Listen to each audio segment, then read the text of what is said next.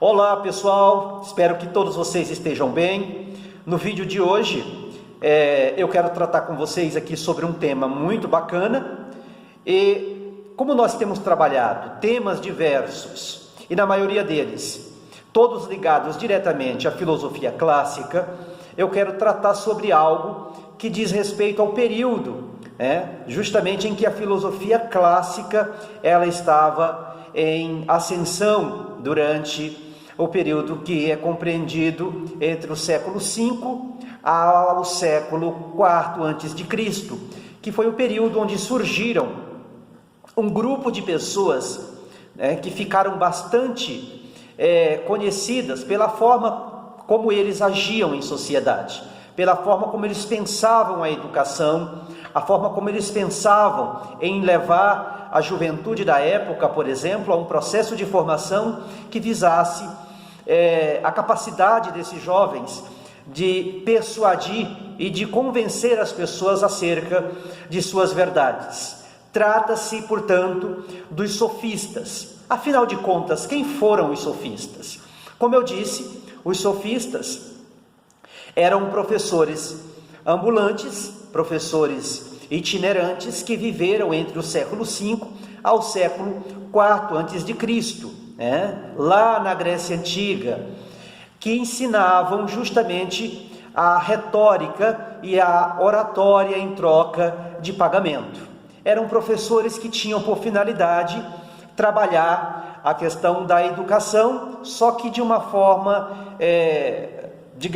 voltado para a questão da recompensa. Fazia-se algo visando obterem algum tipo de resultado. Então, com o objetivo de preparar cidadãos, especialmente os ricos, os filhos dos aristocratas, para a vida política na cidade de Atenas, que é atualmente a capital da Grécia, eles focavam exclusivamente no convencimento e também na questão da persuasão, em vez de uma verdade absoluta, acabavam defendendo inclusive que o conhecimento e os valores eram relativos. Figuras notáveis, como um deles, que se destacou muito nesse período, que foi Protágoras de Abdera, por conta de uma frase em que ele diz que o homem ele é a medida de todas as coisas, e um dos principais sofistas que vai, de uma forma muito mais evidente, se destacar nesse período, é um outro chamado Górgias. Então, os sofistas, eles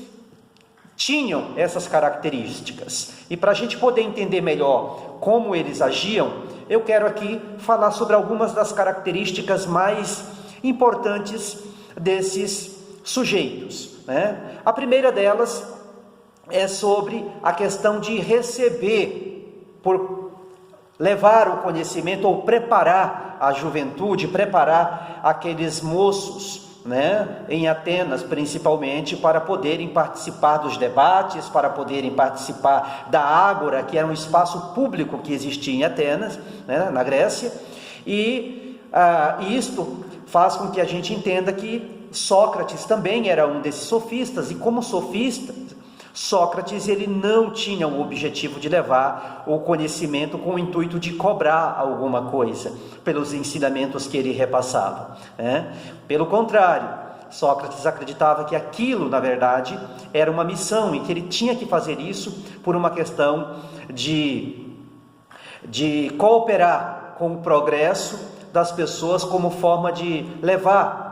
cada um a poderem parir as suas próprias ideias, a poderem conceber as suas próprias convicções e a executarem as suas ideias no campo da razão, sem serem necessariamente conduzidas por outras pessoas. Uma outra característica dos sofistas era a questão do foco que eles mantinham na retórica e também na oratória. Ensinavam, por exemplo, a arte de falar em público, a arte de falar bem, argumentar e principalmente persuadir as pessoas,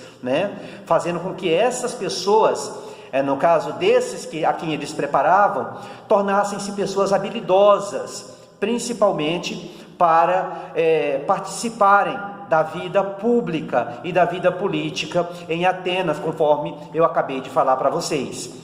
Um outro ponto que é marcante e que caracteriza bem a figura dos sofistas naquela época era justamente a questão do relativismo, pois, segundo os sofistas, eles acreditavam piamente, que a verdade não era absoluta, mas sim relativa a cada indivíduo ou a cada cultura, o que se manifesta na frase do Protágoras, conforme eu já havia falado no início da minha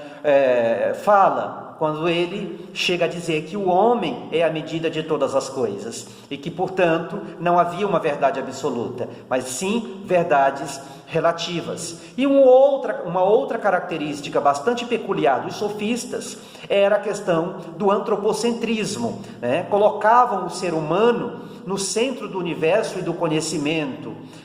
o que contrastava, por exemplo, com a busca por verdades universais defendidas por outros filósofos que existiam naquele período. Então, para esses sofistas que viveram ali durante esse período, que vai do século V ao século IV a.C., para eles era de suma importância trabalhar essa questão do antropocentrismo. Lembrando que antropocentrismo é justamente entender que antropos significa homem, centrismo, centro, portanto, homem no centro. Seria uma espécie de valorização do homem. Então, os sofistas, eles davam essa ênfase muito acentuada a essa questão que diz respeito à valorização do indivíduo, e que, portanto, eles conseguiram fazer com que isso fosse tomado a cabo, de modo que esse período passa a ser compreendido como um período muito importante, visto que o homem passa a ter uma valorização muito grande. Embora o conceito de cidadão na Grécia Antiga, fazia com que houvesse ali algumas eu diria que algumas diferenciações entre pessoas, a depender da situação em que cada uma se encontrava. Às vezes era um escravo, por exemplo, já não era tão considerado como alguém ou um cidadão livre pertencente à Grécia propriamente dita, assim como era a própria figura feminina, enfim. Mas ensinavam que o homem deveria ser valorizado. Um outro ponto era justamente a questão da busca pelo conhecimento. Para os sofistas, eles tinham como objetivo maior, vencer debates, colocar questões para serem discutidas em espaços públicos e convencerem as pessoas, por exemplo, a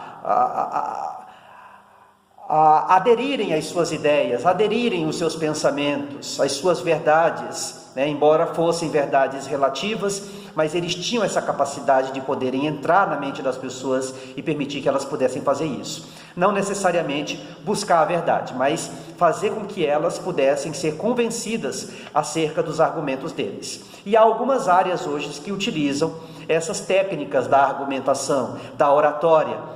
da retórica, que são utilizadas com o intuito de poder convencer as pessoas. Vamos dar aqui um exemplo. Um advogado, por exemplo, que vai pleitear a causa de alguém que cometeu um crime. Ele vai tentar ali, nos autos do processo, trazer um teor de convencimento, de modo a fazer com que o juiz possa entender que aquele que cometeu o crime, aquele a quem ele está a defender, não cometeu o crime. Então é uma maneira de tentar convencer inclusive um juiz que o seu cliente, ele é alguém inocente. Um outro local, por exemplo, que você vai encontrar essas artes, essas habilidades de se falar em público, é justamente o campo da política. Vocês percebem que todo político, para poder ganhar uma eleição, ele tem que necessariamente saber falar, e de argumentar, ainda que não fale tão bem, ainda que não maneje a língua portuguesa dentro do vernáculo, mas ele vai utilizar-se de uma capacidade de persuasão, de modo a convencer os seus eleitores a poderem dar um voto de confiança neles, para que eles possam assumir algum comando, possam assumir alguma vaga dentro de alguma esfera de poder, seja ela executiva, seja no próprio legislativo. Então, o poder do convencimento e a busca pelo conhecimento se dava de uma maneira muito intensa entre os sofistas. Pois bem, Dito isso, acredito que não ficou dúvidas, e se tiver dúvida vocês podem estar deixando aí nos comentários, mas basicamente isso. Os sofistas foram, portanto, os professores itinerantes que viveram na Grécia Antiga e que deixaram aí grandes contribuições, mesmo praticando algumas coisas que do ponto de vista de Sócrates não era tão razoável, não era tão bacana, né, porque ia na contramão de alguns valores éticos na época. Todavia, esses sofistas foram responsáveis aí para que houvesse um grande avanço no sentido de se estabelecer um processo de comunicação onde as pessoas pudessem convencer e levarem as suas ideias a diferentes lugares, em diferentes ambientes. Basicamente exatamente isso que trata a questão da existência dos sofistas e a forma como eles agiram em sociedade durante esse período.